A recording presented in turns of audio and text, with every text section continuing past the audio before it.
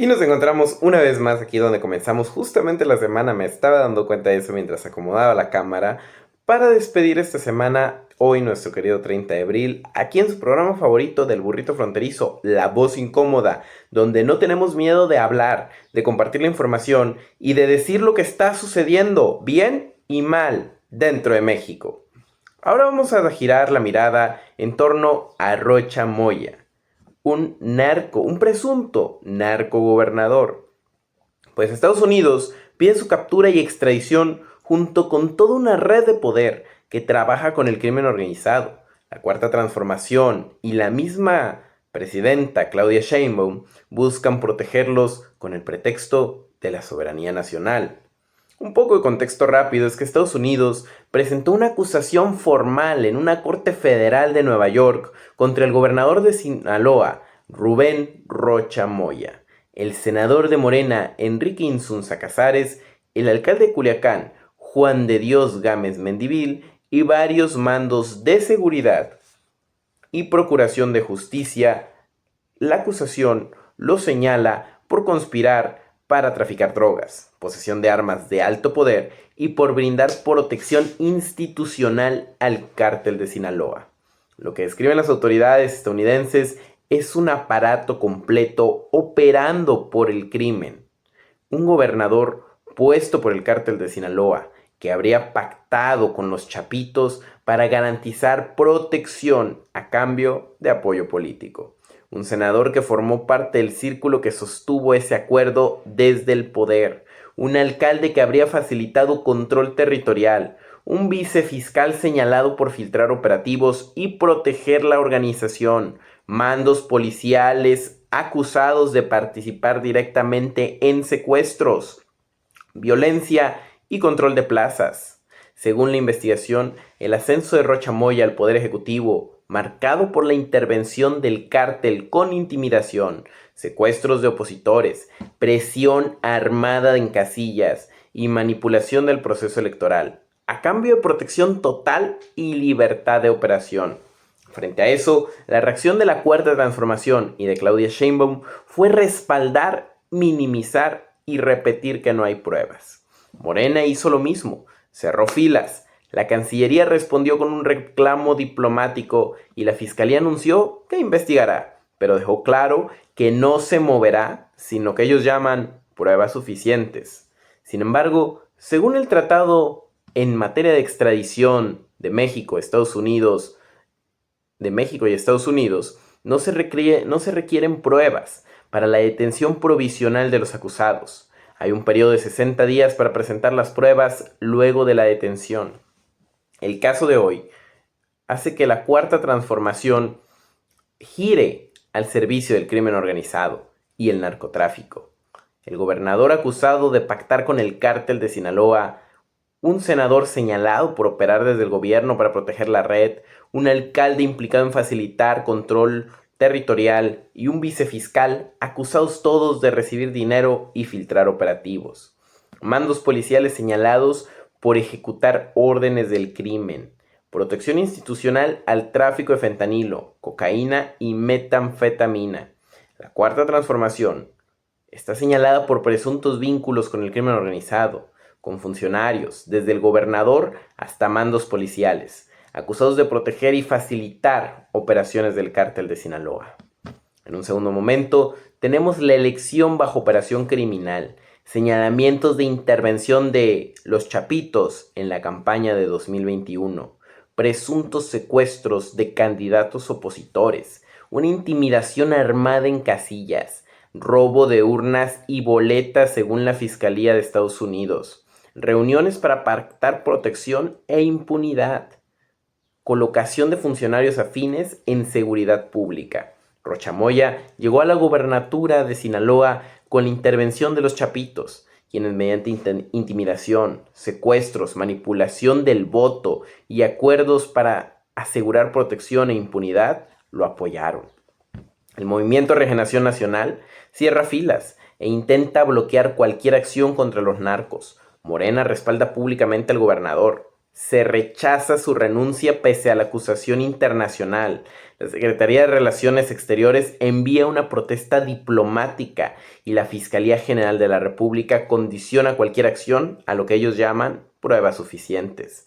Se repite que no hay elementos. Se usa la soberanía como un escudo político. Morena respalda al narcogobernador y junto con el gobierno federal frena acciones al cuestionar pruebas, al rechazar su renuncia y escudarse en la soberanía. Hay preguntas que no dejan de saltar a la vista. ¿Por qué sigue gobernando alguien acusado por narcotráfico en una corte de Estados Unidos? ¿Qué más tiene que pasar para que Morena deje de protegerlo? ¿La soberanía es defensa del país o un blindaje político a los intereses de unos cuantos? ¿El Senado va a investigar o va a encubrir lo que pasa? ¿Por qué no se aplica la detención provisional? ¿Quién responde si esto se confirma? ¿Morena se hará responsable? En una acusación internacional gravísima contra un gobernador en funciones y toda una red que opera desde el poder morenista, el oficialismo decide tratar este caso como un ataque político y no como una señal de alarma. Morena se alineó de inmediato para defender a uno de los suyos, sin exigir explicaciones, y la presidencia optó por cubrirse en la soberanía mientras evita tomar decisiones de fondo sobre lo que está sucediendo hoy en México. El problema no solo es Rocha Moya, es un sistema donde el crimen no presiona al poder, el crimen se sienta con el poder, donde policías, fiscales, alcaldes y legisladores aparecen señalados como parte de la misma estructura criminal. Si esto se sostiene, no es la caída de un gobernador, es el inicio de la caída de la Cuarta Transformación y Morena. Porque durante años el gobierno morenista prometió acabar con la corrupción y el crimen organizado, pero queda claro que se han vuelto parte. Y el mensaje es peligroso. ¿Qué se puede estar señalando por narcotráfico en una corte internacional y aún así seguir en funciones con respaldo político, que el poder no reacciona para limitar, sino para cubrir?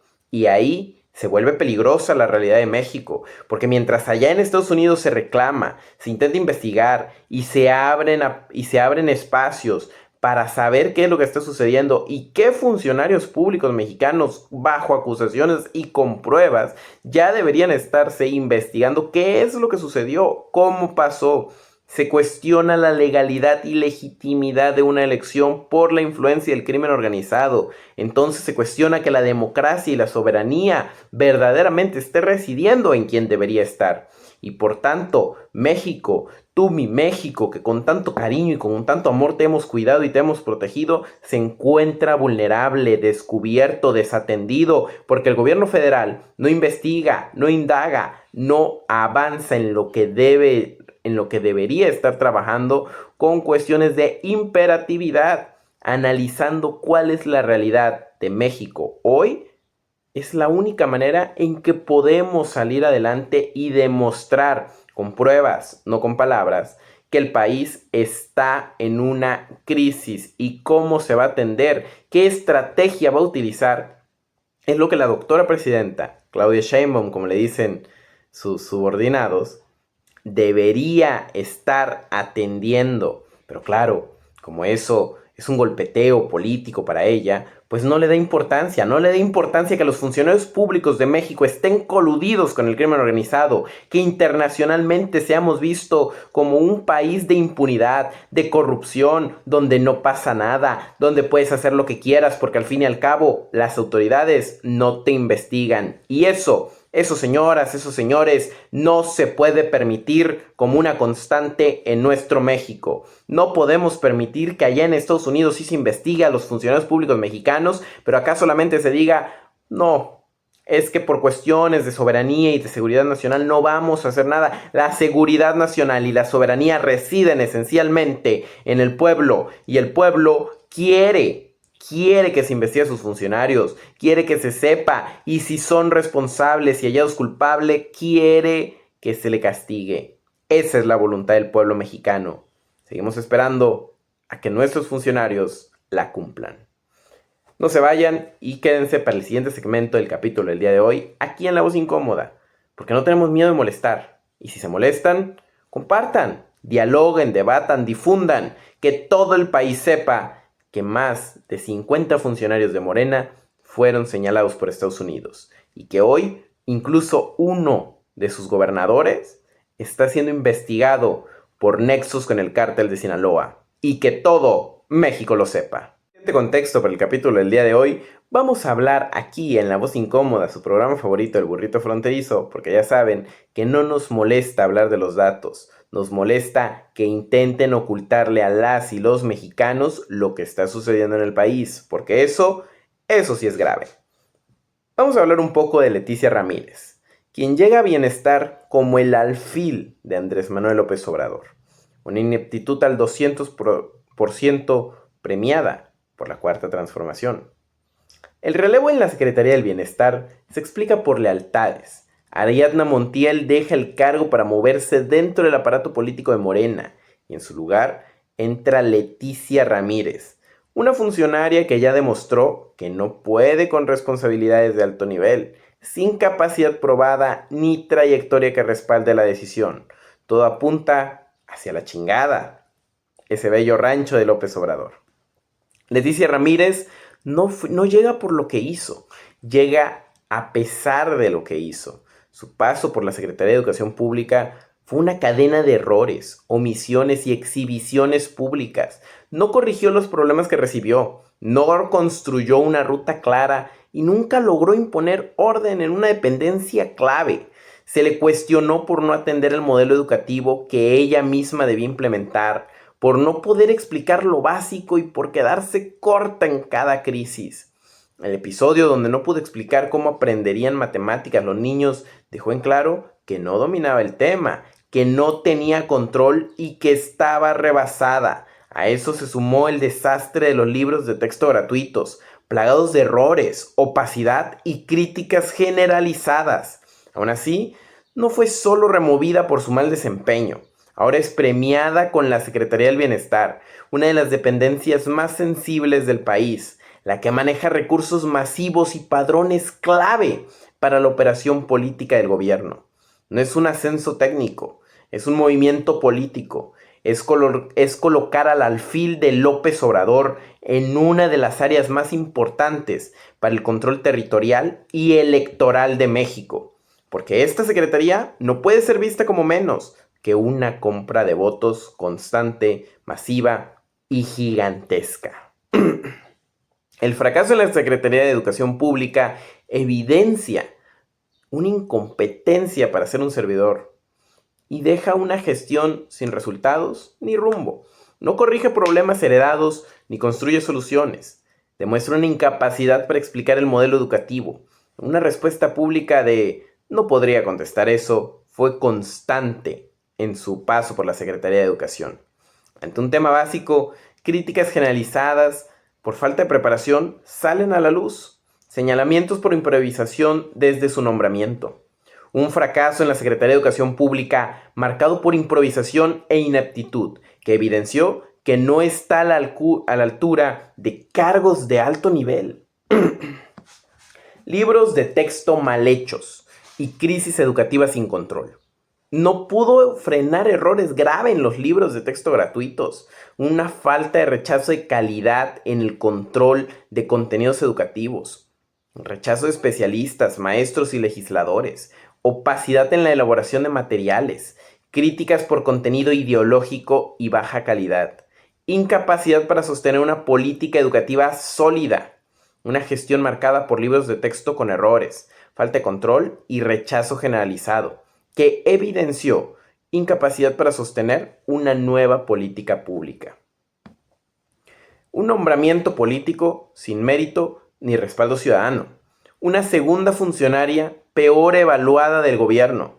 Baja aprobación ciudadana. Señalamientos por falta de experiencia técnica. Ascenso basado en cercanía con el poder. Perfil político por encima de capacidad profesional. Ese es el mensaje que mandan desde la Cuarta Transformación. Una designación que responde a control político, no a resultados. Un nombramiento sin mérito, marcado por baja aprobación y falta de experiencia, que evidencia un ascenso por lealtad política y no por capacidad ni resultados. Hay algunas preguntas que salen a relucir indudablemente ante esta situación en México. ¿Qué mérito justifica este nombramiento? ¿Por qué se premia un desempeño fallido? ¿Qué garantía hay que no se repetirán los mismos errores? ¿Se está usando a bienestar como herramienta política? ¿Y quién asume la responsabilidad si vuelve a fracasar? ¿Cuánto más puede resistir el país decisiones de este nivel? Con el nombramiento de Leticia Ramírez al frente de la Secretaría del Bienestar, se premia la cercanía al poder, se ignora la incompetencia y se colocan perfiles sin preparación en puestos clave. Su paso por la Secretaría de Educación Pública fue suficiente para no volver a ocupar un cargo público de alto nivel. No entendió la responsabilidad, no resolvió problemas y no dio resultados. Fue una gestión marcada por la improvisación, por errores evidentes y por una falta total de control. Aún así, fue premiada. Leticia Ramírez es una imposición, es el alfil de López Obrador, colocado en bienestar para asegurar control político, llega a administrar patrones, a operar estructura y a sostener un modelo que usa los recursos públicos como herramienta política y para captación de votos. Una ineptitud al 200% con poder absoluto. Es una combinación peligrosa, porque no solo implica incapacidad, implica decisiones mal tomadas con impacto directo en millones de personas. Bienestar es una dependencia que sostiene a millones de familias. Poner a alguien sin capacidad es poner en riesgo a quienes dependen de ella. Esta es la confirmación de un gobierno que premia a los suyos aunque fallen. Si no pudo con educación, no va a poder con bienestar. Y eso será la consecuencia directa de haber puesto a una funcionaria sin capacidad en un cargo que exige todo lo contrario. El problema no es Leticia Ramírez, el problema es quién la pone y para qué la pone. Y es que esto se vuelve contradictorio incluso con el mismo discurso de la Cuarta Transformación, con ese discurso del oficialismo que se repite desde la campaña del 2018 de primero los pobres. Ese discurso en donde se hablaba, malamente, pero se hablaba acerca de apoyar a la ciudadanía, de apoyar a los pobres, de apoyar comprando votos. Y ahí está lo malo, que la Secretaría del Bienestar es una de las secretarías que más financiamiento recibe del gobierno actual. Porque si vamos al presupuesto de egresos de la Federación, la Secretaría del Bienestar es un monstruo económico sin precedentes en México. Y Leticia Ramírez, en su paso por la Secretaría de Educación, no mejoró el sistema, no mejoró los libros, no atendió las necesidades que daba la nueva escuela mexicana, que daban los jóvenes, que daba la juventud mexicana. No resolvió los problemas. Se quejó, y cuando se le cuestionó al respecto de cuáles eran las estrategias, dijo que no podía responder, porque no sabía al respecto.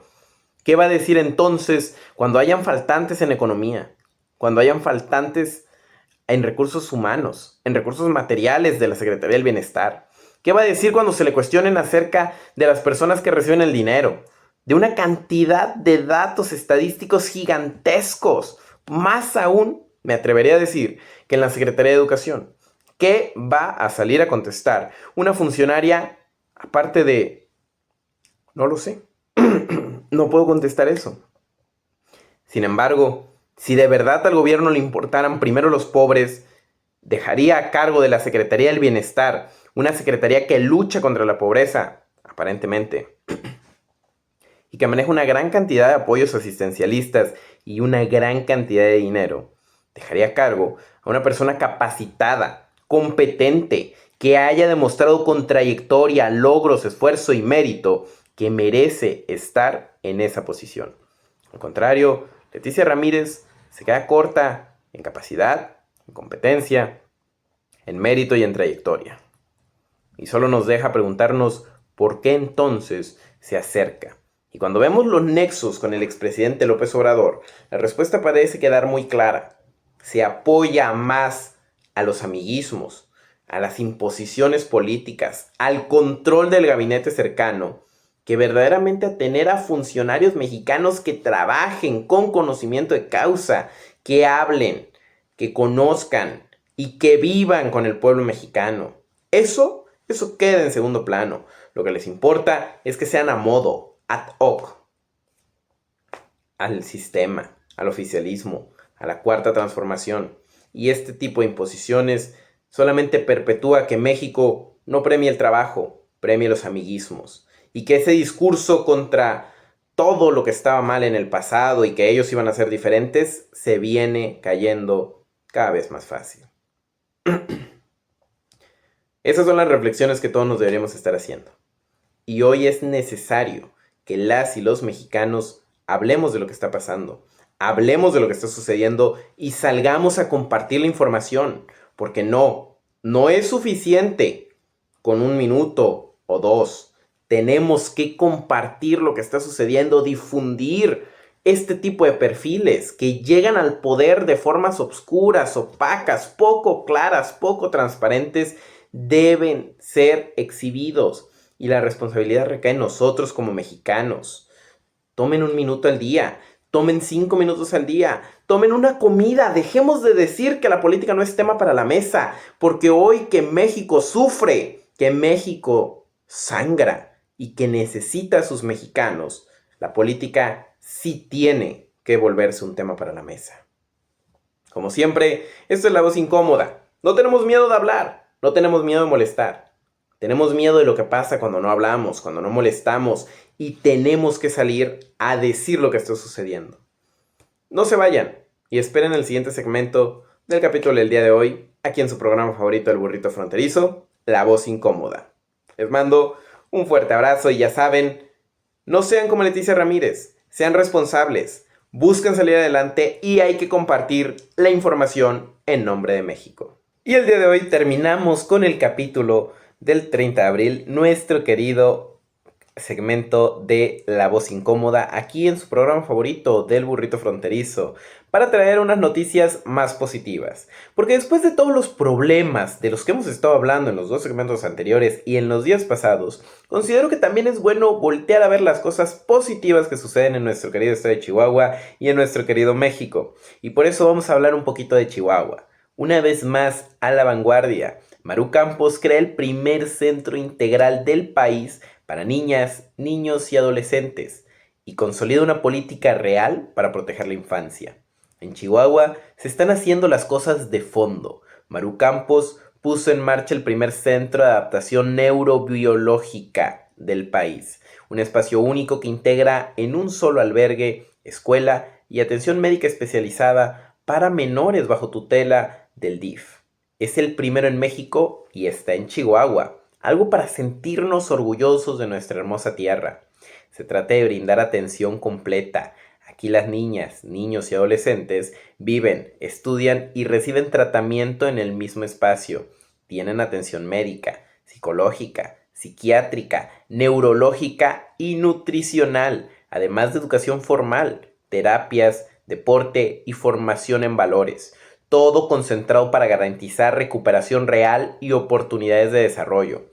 Se invirtieron cerca de 80 millones de pesos en una infraestructura diseñada para cambiar vidas, con capacidad para atender hasta 72 menores al año.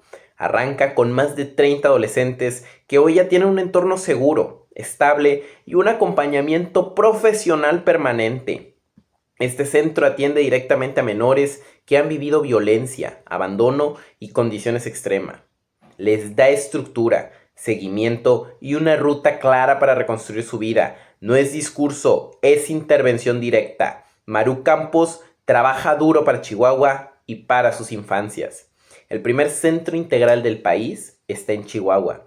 El primer modelo en México que integra albergue, escuela y atención médica en un solo lugar. Atención médica, psicológica, psiquiátrica, neurológica y nutricional, atendiendo ese principio progresivo de los derechos humanos, de que el derecho a la salud no solamente es poder ir a un hospital, es mental, nutricional, psicológico, emocional.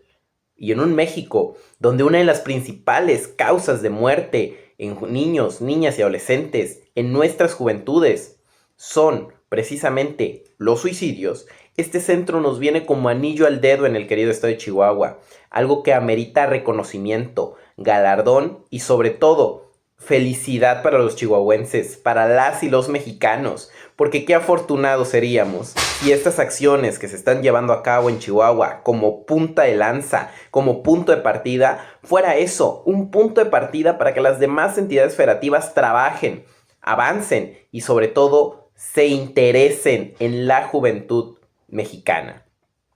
El primer modelo en México que integra estas terapias con deporte y formación en valores, una capacidad para 72 menores al año, que podrán decir, 72 menores no es nada en comparación a los grandes problemas que enfrenta México, pero es un gobierno estatal, es una entidad federativa, no es el presupuesto gigantesco del gobierno federal para albergar a 1000 niños, pero 72 menores ya son 72 vidas, posiblemente 72 familias, posiblemente 72 futuros que año con año ya están siendo apoyados. Chihuahua marca el rumbo nacional con un modelo que atiende de forma completa a la infancia vulnerable. Esto no puede ser invisibilizado, debe difundirse, compartirse y alentarse. Un modelo que sí cambia vidas, menores que viven, estudian y se atienden en el mismo espacio. Un hito histórico para el respeto a la niñez, a la infancia y a la juventud mexicana. Una atención permanente con personal especializado, con un enfoque en salud integral y reintegración social. Una infraestructura diseñada para recuperación real. Una inversión cercana a 80 millones de pesos que la entidad federativa de Chihuahua, bajo el gobierno de Maru Campos, no vio costoso, vio necesario, urgente e importante, priorizando con hechos y no con palabras la atención de niñas, niños y adolescentes. Es un sistema completo que da estabilidad, tratamiento y futuro a quienes más lo necesitan. Una política social que crece y se consolida. Nutri Chihuahua crecerá al menos 30% en cobertura. Una expansión de comedores comunitarios y apoyos alimentarios, más de 400,000 beneficiarios en el estado, una creación del Instituto Chihuahuense para el Desarrollo Integral Infantil y la recuperación de infancias, de estancias y apoyos a familias. Chihuahua fortalece su política social con programas que sí llegan, que sí crecen y que sí atienden a la niñez de manera estructural. Porque no es tan fácil como ir a regalar becas. Porque no es tan fácil como jóvenes construyendo el futuro. Porque no es tan fácil como soltarle el dinero a las personas. Porque en un México que tiene hambre en distintas materias transversales, que tiene hambre, pero no solo por la desnutrición, que se sufre en la pobreza, que tiene hambre también en el analfabetismo, en problemas de conciencia social, en problemas de valores, porque estamos enfrentando en México una crisis humanista, una crisis que necesita atención. Pero la atención no solamente es darle pescado a las personas, es enseñarles a pescar, enseñarles a salir adelante, que atendiéndose ellas, que priorizándose ellas, pueden salir adelante, y enseñarlo desde la niñez, desde la infancia y la adolescencia es imperativo. Es necesario que la juventud mexicana, empezando hoy por la juventud chihuahuense, tengan este tipo de espacios libres y sanos. Porque hoy, cuando la inseguridad y la violencia pagan mejor que el salario mínimo, no se puede permitir el Estado solamente darles dinero. Tiene que ser una atención integral, como la que este nuevo centro en Chihuahua, impulsado por Maru Campos, con 80 millones de pesos, que no es un gasto innecesario, es un gasto necesario, importante y urgente, que alguien tenía que hacer en México. Y el gobierno federal, entonces, ¿por qué se mantiene al margen? ¿Por qué no apoya? ¿Por qué no se suma? ¿Por qué no dice recreemos esto en cada estado de la república? ¿Por qué? Porque no va acorde a los intereses, porque eso no es para la foto, porque no son el tipo de programas que compran los votos que ellos necesitan. Y surgen las preguntas, ¿por qué este modelo no se replica en otros estados? ¿Cuántas vidas puede cambiar este centro en los próximos años? ¿Cuántas vidas Maru Campos acaba de institucionalizar con la oportunidad de darles un mejor futuro? ¿Qué impacto tendrá en la reducción de abandono y violencia infantil? Este debería ser el estándar nacional en atención a la infancia. Personalmente, creo que sí. cuando de manera integral, psicológica, nutricional, médica, educativa, se atiende a la juventud, a la niñez, a los niños, niñas y adolescentes, entonces, ¿cómo no sería ese el estándar si está supliendo todas las necesidades y verdaderamente enfocándose para salir adelante? Maru Campos y el gobierno de Chihuahua están construyendo un modelo que atiende de raíz uno de los problemas más delicados del país. No se limitó a administrar programas existentes, decidió cambiar la forma en la que el gobierno responde a la infancia vulnerable. El centro neurobiológico es una señal clara de visión y de decisión. Integrar salud, educación, atención emocional y vivienda en un mismo espacio no es sencillo. Requiere voluntad, inversión y rumbo. Aquí están las tres. Y lo más importante, ya está funcionando. No fueron promesas vacías. No se anunció hace un año para hacer campaña. No se anunció hace 6 meses con promesas falsas. No se inauguró a un 30% de funcionamiento como los hospitales de la Cuarta Transformación, como las refinerías de la Cuarta Transformación. Se esperó a que estuviera listo y en funciones.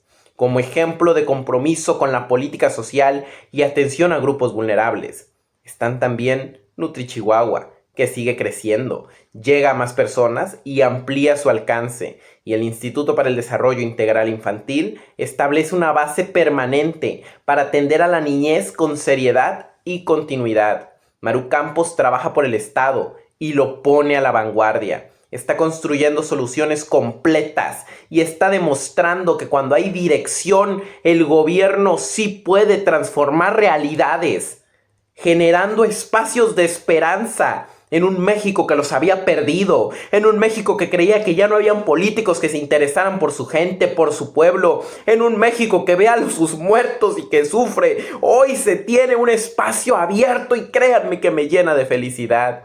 Es trabajo constante, es enfoque claro y es una apuesta directa por quienes más lo necesitan. Maru Campos trabaja duro para Chihuahua y sus infancias, y lo demuestra con hechos, con voluntad, con acciones que transforman realidades, no con discurso y con palabrería, no con charlatanería. No solamente se limita a decir, tomen el dinero, tomen esto y voten por mí. No se limita a poner logos en mochilas y regalarlas. Maru Campos está demostrando que el gobierno de Chihuahua, en la creación del avance, de promulgar, de promover y de difundir lo que está sucediendo en México, hace las cosas bien, trabaja y lucha en favor de la patria, en favor de la niñez. Y ahí cuando no es directamente hacia los votantes, ahí cuando el apoyo no es dárselo a quienes están saliendo de la preparatoria para que voten por ellos en el padrón electoral, ahí se ve que no es un fondo político, es un fondo humanitario, es un fondo humanista de transformación, de crecimiento, de verdadera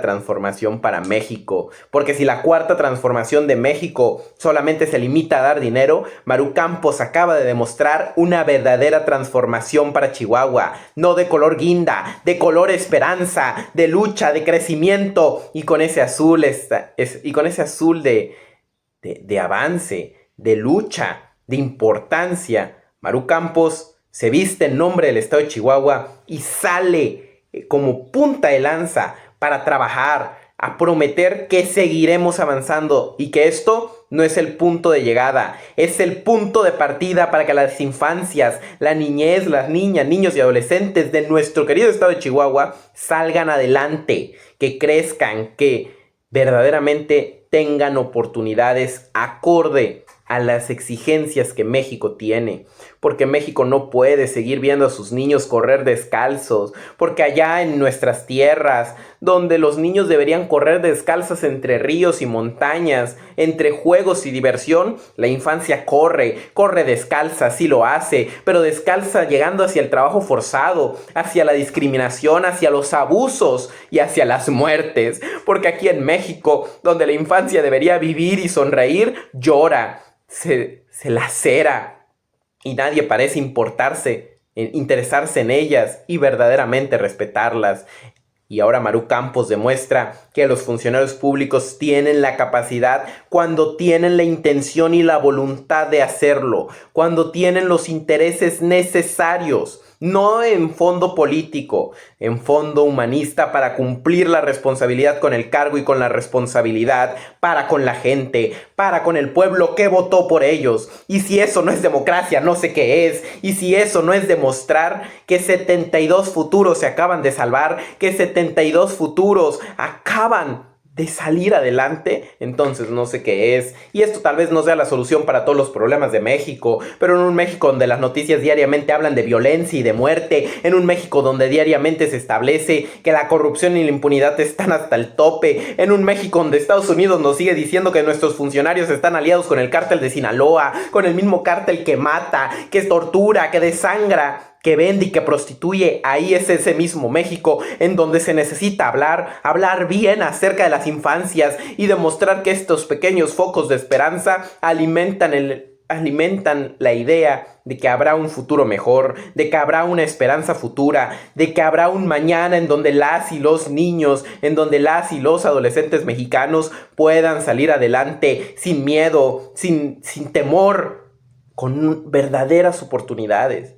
Y entender que las cosas no son tan cuadradas como siempre se ha dicho, de darle dinero al pueblo y que él vea qué hace, sino darle responsabilidad, darle oportunidades, darle atención médica, psicológica, nutricional para atacar las afectaciones reales que tienen de facto las niñas y los niños mexicanos.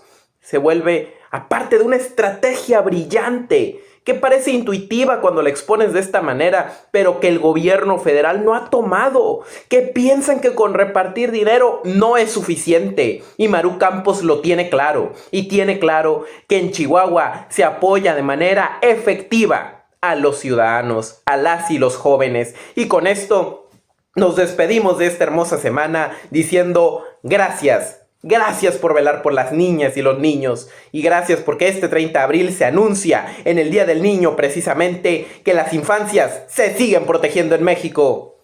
Nos vemos la siguiente semana en otro capítulo más de La Voz Incómoda, su programa favorito del burrito fronterizo.